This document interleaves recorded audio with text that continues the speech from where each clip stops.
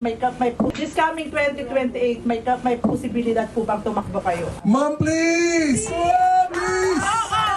Please! Yes, ma'am. Para mapaghandaan namin lahat. We are serious. Maghahanap tayo.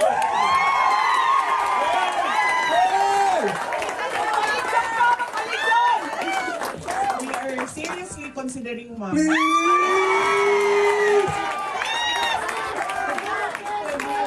Tuloy-tuloy yung Yes. Mama, awa ka! Hindi siya pwede Ikaw lang ang pag-asa.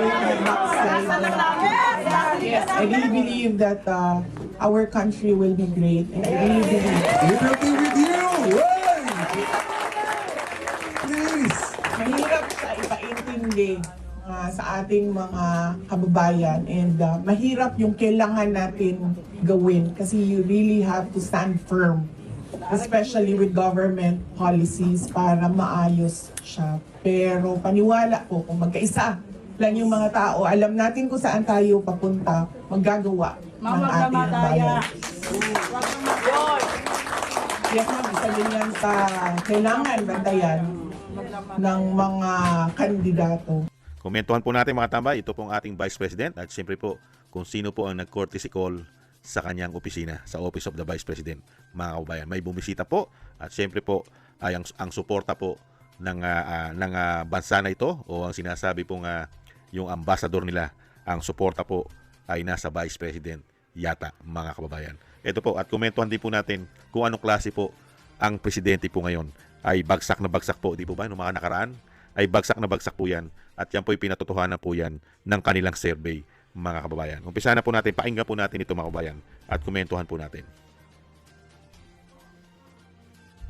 Ayon sa pahayag 2025 End of the Year Survey ng Publicus Asia, ang overall performance ng gabinete ni President Marcos Jr. ay negative 27. So talagang problema ay ang Pangulo mismo. Mula sa tatlong magkakaibang survey mula sa SWS, Pulse Asia at Publicus Asia, puro negative ang trust rating ni BBM. Ano ang ibig sabihin nito? At talaga namang aprobado sa mga Pinoy ang naging performance ni Vice President Sara, plus 56% versus plus 34%. Kaya naman ang ibang bansa ay mas nagtitiwala kay Vice President Sara.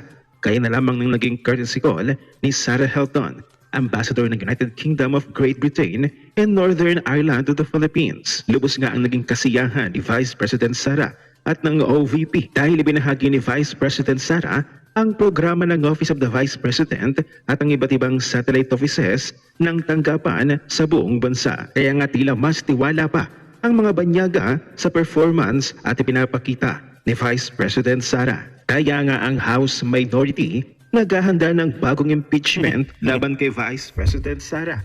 Kinumpirma ni Alam naman po natin yan mga tambay. Yan naman po layunin ng mga kaalyado po ng administrasyon. Dahil nga po, una-una, pag nakabalik po ang Duterte sa Malacanang, tapos na po ang karera nila. At lahat po ng mga pinagnanakaw nila sa taong bayan, baka po ipasuka yan.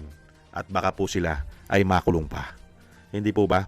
Kaya po yan mga tambay, nakita niyo po, dahil po walang kabuhay-buhay po ang performance po ng Pangulo. Bagsak na bagsak po sa survey pa nila. O mano. Survey na nila, bagsak pa sila. Hindi po ba? At grabe rin po. Lahat po kasi bagsak eh. Pati po survey ng Senado at Kongreso. O LATS. At lahat po halos ng departamento ng gobyerno sa survey po ay bagsak din po. Tanging sa Vice President po ang pinagkakatiwalaan po ng mga Pilipino.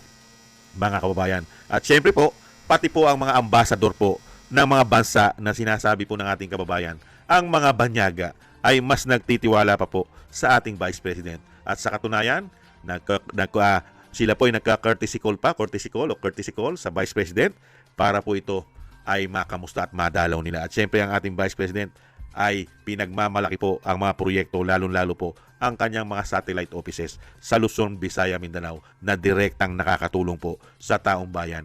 Lalong-lalo po sa mga pangangailangan emergency. Hindi po ba? Lahat po ay nagpapangsyon. Kahit po binabarat at pinopolitika ang kanyang budget. Kakarampot ang budget pero mapakarami niyang nagagawa at natutulungan sa kanyang mga satellite offices. Luzon, Visayas, Mindanao. Hindi po ba? At pilit pang pinababagsak ng mga magnanakaw kawatan at mga sindikato sa ngayon sa panahon po ng binagoong Pilipinas. Sindikato na po umano ang gobyerno ngayon. Nagsama-sama na po ang napakasasama at mga greedy sa kapangyarihan at sugapa po sa pera ng taong bayan. Nagsama-sama na daw po yan. Ayon po kay Percy Lapid. Kung mapapanood nyo po ang sinasabi ni Percy Lapid, ito pong gobyerno ni BBM na tinatawag na bangag ng kanyang kapatid, ay nagsama-sama na po ang mga sindikato at ang ating bansa ay nasa bangin o nasa imburnal na, mga kababayan. Kaya po tayo, mga kababayan, proud na proud po tayo sa ating Vice President Sara Duterte. Sa kabila po na siya po'y pilit na pinababagsak at pinupolitika at araw-araw po siyang sinisiraan at pilit pong ginagawa ng korupsyon, pero nananatili pong matatag at dire-diretso po ang ginagawa po ng Office of the Vice President. At sa kabila nun, ang suporta po ng masang Pilipino. Majority ng Pilipino ang suporta po ay nasa Vice President. At hindi naman po natin maitatanggi. Hindi lang po ang suporta ng masang Pilipino ang nasa Vice President. Pati po ang mga banyaga ay nakikita po kung paano po magtrabaho at gaano kagaling ang tinatawag na Tatak Duterte. Banyaga na mismo. Banyaga. Alam po nila kung sino ang totoo at tunay na lingkod bayan at wala pong anomalya, lalong walang bisyo na pulburon at coke. At siyempre pinag-uusapan pa na baka daw po itong si Bongit ay isunod na ni Trump dahil po si Trump ay galit po sa mga gumagamit ng pulburon at coke. Mga kababayan, hindi po ba? At galit po si Trump sa gobyernong korap. Hindi po ba? Kaya po delikado po yan. Sabi ng ating mga kababayan, baka isang araw, dahil yung presidente po ng Venezuela, yung presidente po ng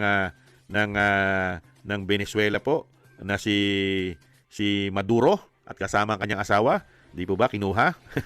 Baka daw po abutin din yan at danasin din daw po ni Bangag at ng kanyang First Lady. Hindi kaya? Dahil ginawa na po nila yan sa dating Pangulong Duterte, mga kababayan. Ginawa na po nila yan. Kinidnap po nila yan Hindi po ba? Ng gobyernong Bangag na sinasabi ng kanyang ate. Yan po mga kababayan. Maraming salamat po. Thank you po sa ating Vice President. Tuloy-tuloy lang po sa mga namaganda po nyong nasimulan. At ang taong bayan naman po ay nakikita ang inyong performance at ginagawa sa kabila ng kayo po ay binubugbog at iniipit sa pondo na dapat po ay malaki ang ibinibigay sa inyo dahil puro programa na kapakipakinabang ang inyo pong dinadala at hinahatid sa mga Pilipino. At siyempre po nahandyan na po ang pagtulong. Hindi po ba? Thank you po Vice President. At lahat naman po ng ginagawa sa inyo, lalo-lalo po sa inyong pamilya, sa dating Pangulo, ay yan po ay mababaliktad naman po yan sa tamang panahon. At lahat po ng gumawa ng kasamaan sa ating bansa at kasamaan po sa inyong pamilya, ay meron naman po katarungan yan sa mga darating na panahon. Sila naman po ang uusigin ng batas. Lalo-lalo po sanay na sanay sila gumamit ng bend the law at break the law. Hindi kaya?